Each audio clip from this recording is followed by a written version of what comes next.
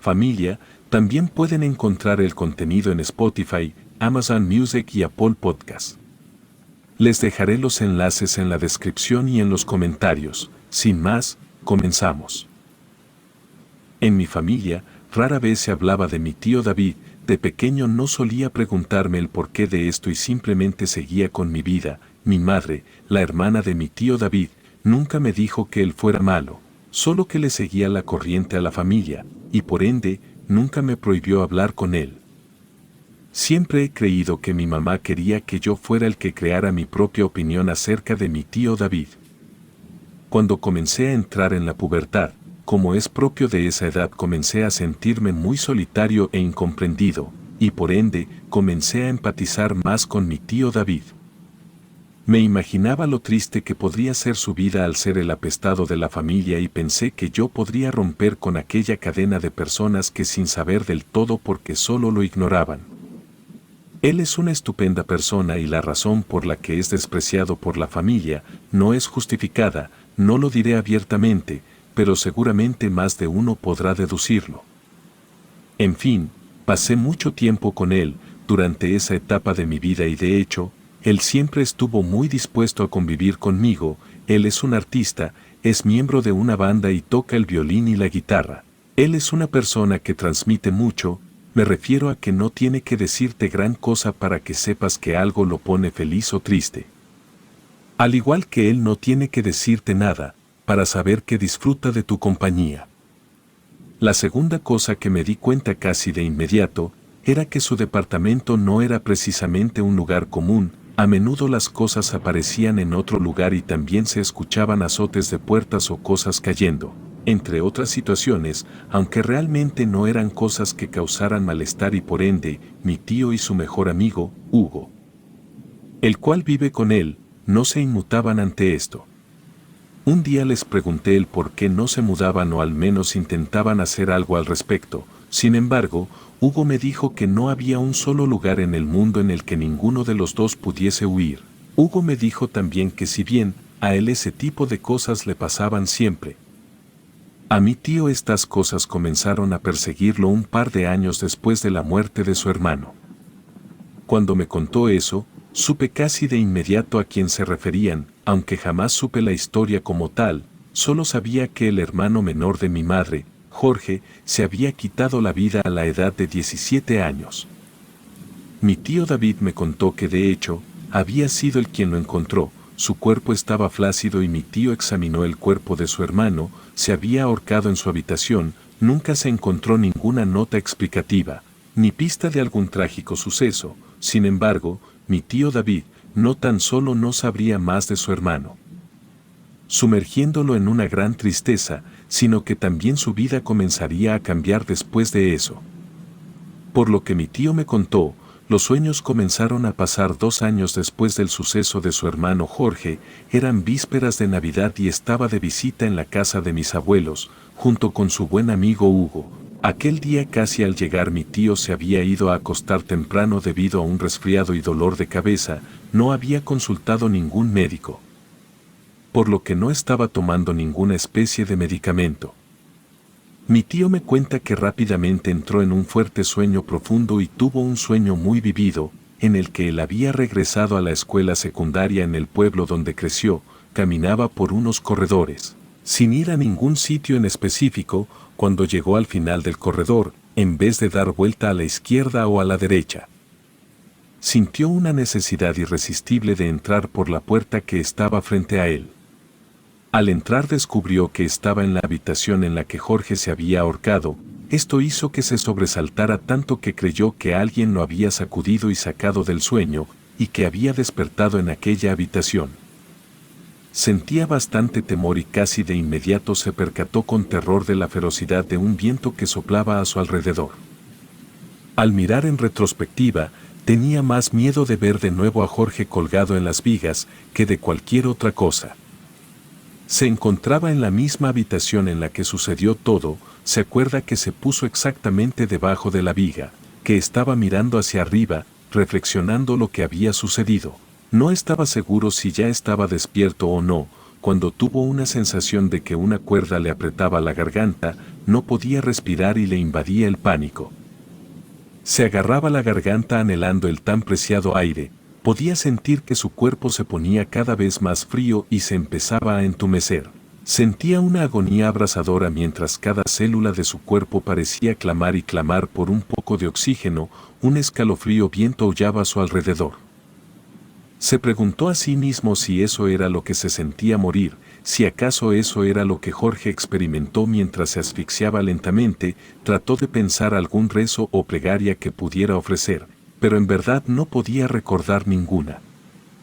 En su angustia mental encontró algo, o más bien alguien, en medio de lo que creyó que era la agonía de la muerte, surgió una voz, la de una presencia poderosa y muy real.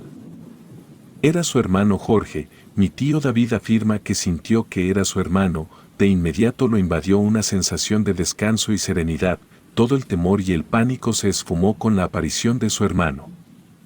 Era algo más nítido, pero perfectamente audible. Mi tío Jorge pronunció estas palabras: David, ten calma, todo va a estar bien, te va a llegar ayuda, solo espera que llegue Hugo, confía, yo nunca te volveré a abandonar. Y justo después de eso, le dio una pequeña cruz dorada, aquella era la cadena que mi tío David le había obsequiado en Navidad, justo el año de su muerte, así que la pudo reconocer. Sabía que su amigo Hugo estaba mirando el televisor en el otro cuarto de la casa cuando se había ido a acostar. Todos los festejos de vísperas de Navidad lo habían agotado y se había quedado dormido viendo un episodio de una serie televisiva. En realidad, él no escuchó sus jadeos o su lucha por sobrevivir. Después le contó que había despertado de repente, cuando escuchó su nombre con mucha claridad. Hugo recuerda la presión que sintió sobre el hombro ante su resistencia a que alguien lo despertara. También recuerda que era Jorge el que estaba tratando de despertarlo, esperaba verlo al abrir los ojos. No obstante, cuando despertó se dio cuenta de que estaba solo en esa habitación. Estaba confundido y medio dormido, listo para conciliar el sueño otra vez. Cuando se sobresaltó, le llamaron la atención los sonidos desesperados que provenían de la recámara, como si alguien estuviera luchando, y ese alguien era mi tío David, que suplicaba por su vida. Al entrar a la recámara, Hugo lo encontró moviéndose con brusquedad, como lo hace un pez fuera del agua antes de desmayarse y quedar inconsciente. Rápidamente Hugo llamó a un taxi y empezó a darle respiración artificial. Lo introdujeron en el automóvil y arrancaron deprisa con rumbo al hospital. Hugo continuaba auxiliándolo. Mi tío David no recuerda nada de esto. Para él, estaba en algún lugar fuera de este mundo con su hermano, con quien estaba completamente en paz y emocionado de haber vuelto a reunirse con él. Para cuando llegó al hospital había dejado de respirar y solo tenía un pulso débil y errático. Los médicos lograron que recobrara el conocimiento y una vez que lo estabilizaron, fue enviado a la unidad de cuidado intensivo para la observación. Lo que resultó fue que le había dado una neumonía severa y tenía las vías respiratorias inflamadas y obstruidas. Si no lo hubieran despertado de manera misteriosa, se hubiera muerto de asfixia. En la tarde del día siguiente, como a las 4 recobró el conocimiento, se sentía bastante desorientado, como era de esperarse dadas las circunstancias. Todo el personal del hospital estaba muy satisfecho de su recuperación, pero estaban muy perplejos y aparentemente bastante preocupados por cierta manifestación física alrededor de su cuello. Pues tenía unas marcas que parecían que las hubiera ocasionado alguna quemadura con una cuerda. Después de una entrevista muy extensa, su doctor se sentía hasta cierto punto tranquilo de que no hubiera sufrido un asalto o hubiera existido algún intento de quitarse la vida. Sin embargo, el psiquiatra del hospital lo examinó. Mi tío le relató lo que le había pasado y llegó a la conclusión de que las marcas de las quemaduras de la cuerda eran una manifestación somática, externa de un trauma psicológico no resuelto, el cual mi tío había sufrido como resultado del suceso de su hermano. Fue el disparador que le había hecho que el trauma flotara en la superficie. Mi tío estaba muy impresionado por todo eso, pero estaba seguro del impacto emotivo que recibió cuando fue a hacerle compañía a su hermano. Mi tío siempre recuerda esto con cariño. Lo que me parece más extraño e increíble de este relato es que cuando abrió el sobre café que contenía sus pertenencias de valor, pues el personal las había guardado en su ingreso ahí, junto con su anillo y su reloj, estaba la pequeña cruz de oro que mi tío Jorge le había dado en los sueños. Pero lo más sorprendente resulta ser que mi tío Jorge había sido enterrado con ella. Nadie pudo dar una explicación de cómo había podido llegar ahí.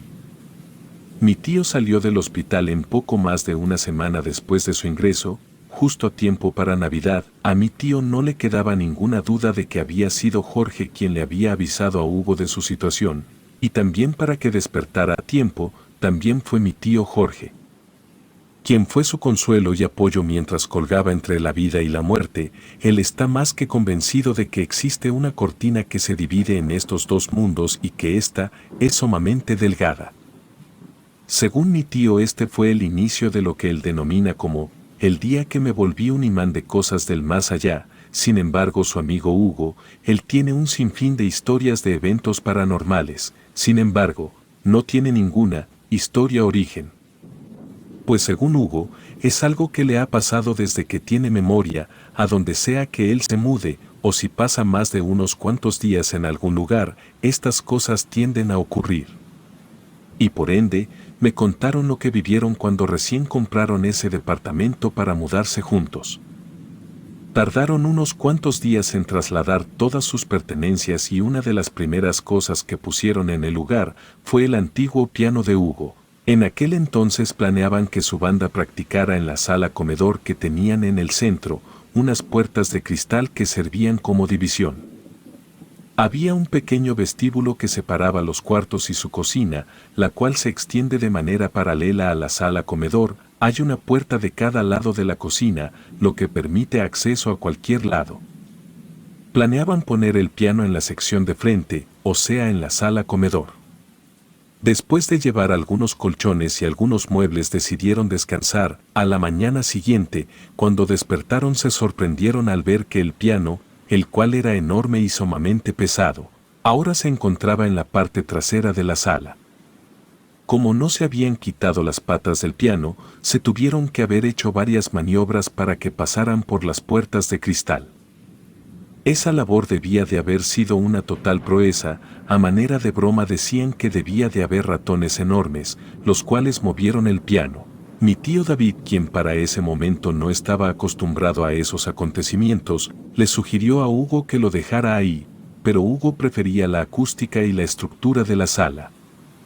Le agradaba una especie de nicho muy original que se encontraba en la esquina. Así que junto con 5 de sus amigos se las arreglaron para llevar el piano a través de las puertas de cristales de la esquina de la sala comedor. A la mañana siguiente efectivamente el piano estaba de regreso en la parte trasera. Y esta vez resignado porque ya no tenía ayudantes, lo dejó en ese lugar.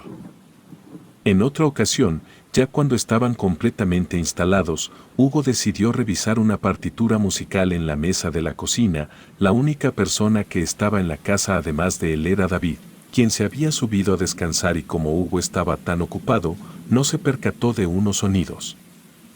Eran como suspiros o respiración dificultosa que salía de la sala. Cuando finalmente los escuchó, creyó que David se había despertado y que traía las guitarras para colocarlas en la sala de música. Hugo afirma que quienquiera que fuera, caminaba de la sala al comedor, pero se detenía en la puerta que conducía a la cocina.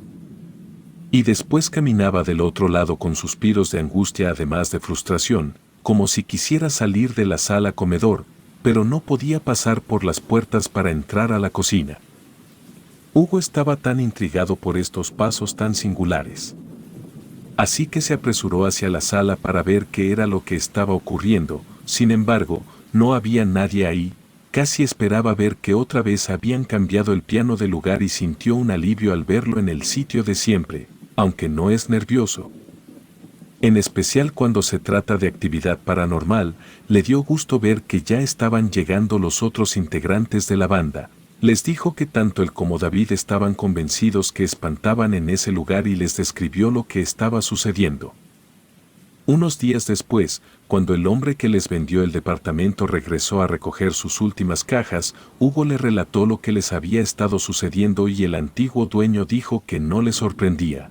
que de hecho era una de las razones por las que les tuvo que vender, les explicó que su familia y en especial las mujeres no eran felices en ese lugar, en lo relacionado con el cambio en lugar del piano.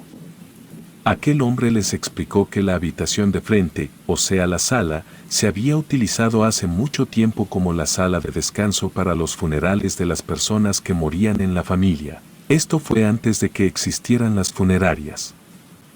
El señor señaló hacia el pequeño nicho que tanto le había gustado para poner el piano y le explicó que solían llamarlo el rincón del laúd y era el lugar donde el cuerpo se colocaba para la velación.